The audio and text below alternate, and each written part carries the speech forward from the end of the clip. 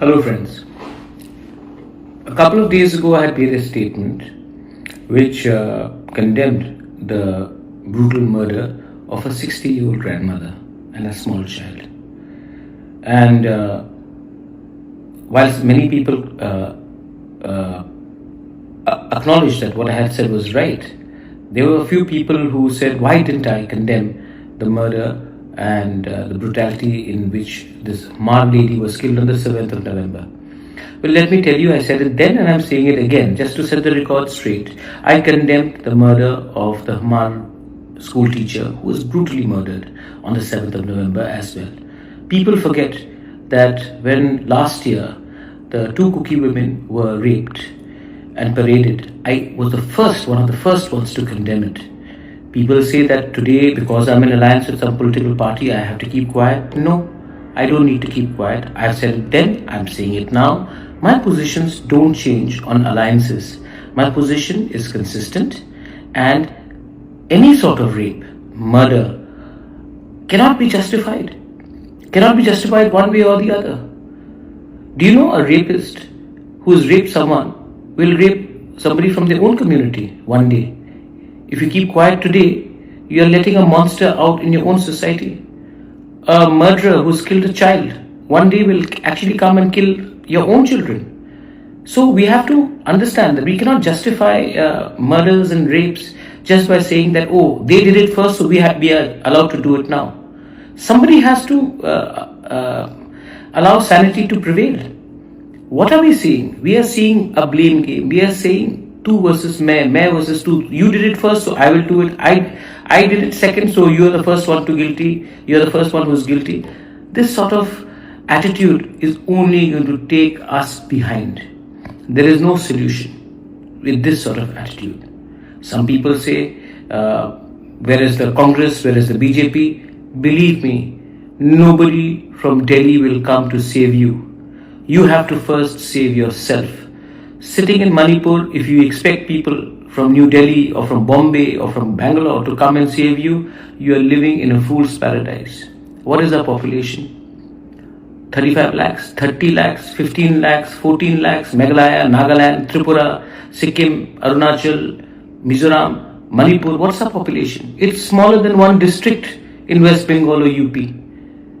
On the 23rd, when election results are out in Maharashtra and Jharkhand, the whole country's attention will be there. The media will focus there and people will forget about us.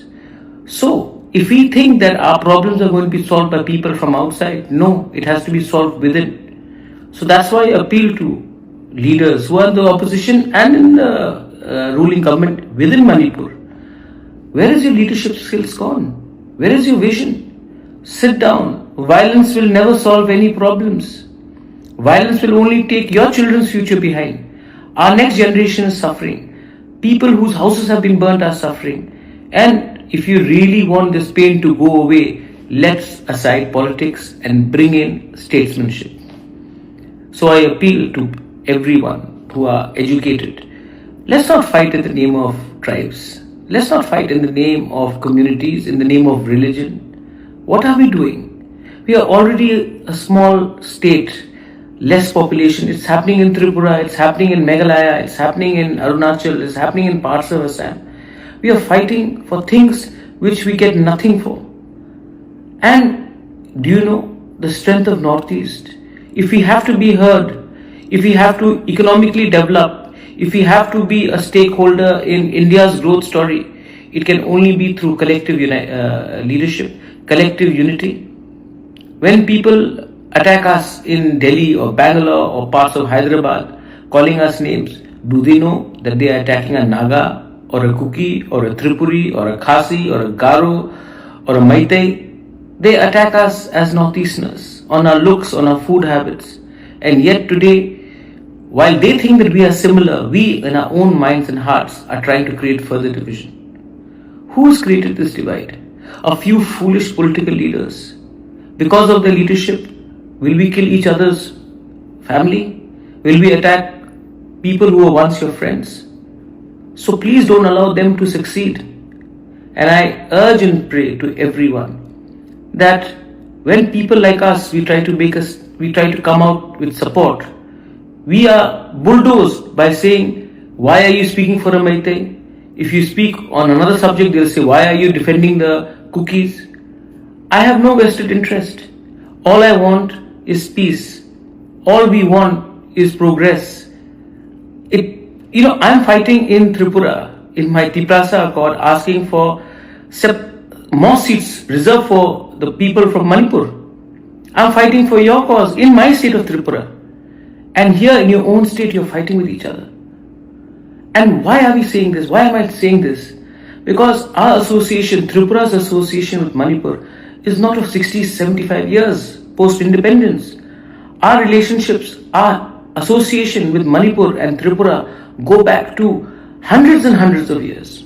So it breaks my heart when I see families dying, children being killed, women being brutalized, raped. Please, I appeal to all of you all. There are some very intelligent, wise thinking people in your state, but their voices are being scuttled because they are scared of speaking out for being called a sellout in their own community. But I know that you know the solution does not lie in violence. Don't allow criminals have no community. Don't allow criminals to become leaders and spokesperson for your community, because these criminals will one day come back and brutalize us. Today they are justifying the violence. Tomorrow, once they are established, they will come and kill their own. My only appeal to all of you all is, let there be peace, and I wish everyone that sanity prevails in your state of Manipur. I want a prosperous Northeast, a prosperous Manipur, a prosperous India, and that can only happen with humanity and peace and positivity. Thank you.